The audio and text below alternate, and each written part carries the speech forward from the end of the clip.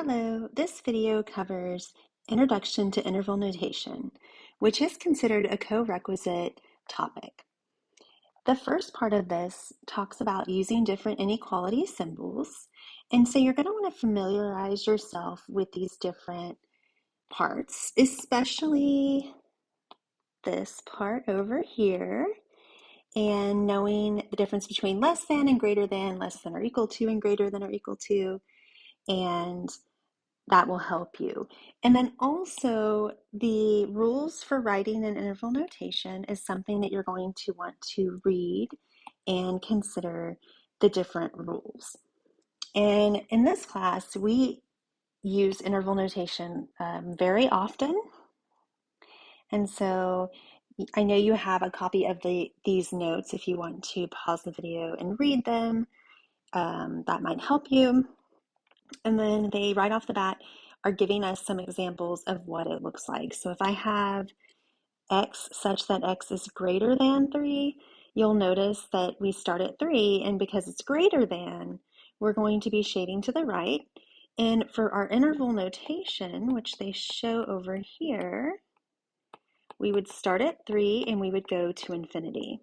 Now 3 has a parentheses because it's not included. It does not have an equal to line under it over here. So since there is no equal to, that creates a parentheses at 3. And then you'll notice infinity and negative infinity will always use parentheses for, but if we have a value that's included, we use a bracket. Okay?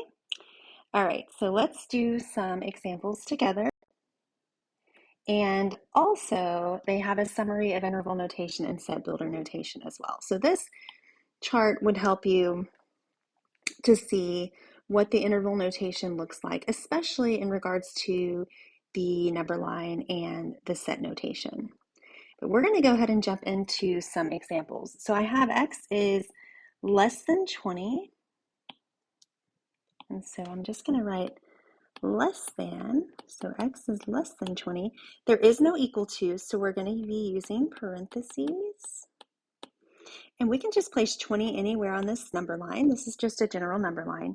Since it's less than, we would be shading to the left because those are the numbers that are less than 20. So I would shade to the left all the way forever, right? And we are not going to use a bracket. Like I said, we're going to use parentheses, and so it would look like this. So that's a parentheses. And since we're shading all the way to the left, we have numbers that are smaller than 20 to the left.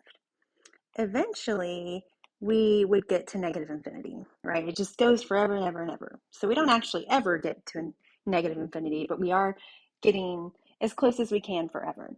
And so that's why we actually start with negative infinity and we go to 20.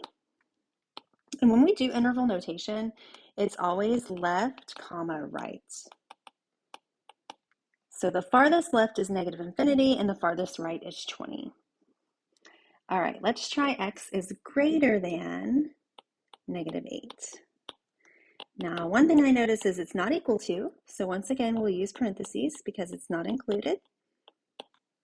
And since it's greater than negative 8, we're going to shade to the right of negative 8, where those are where the larger numbers exist, right, forever. Eventually, we would get to like 10 and 100, and it's approaching infinity forever, right?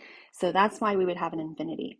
And so this time, we're going to be, since we're shading to the right, we're going to start with negative 8.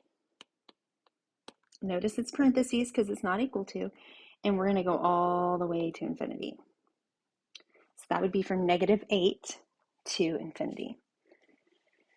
And then for number 10, we have greater than or equal to.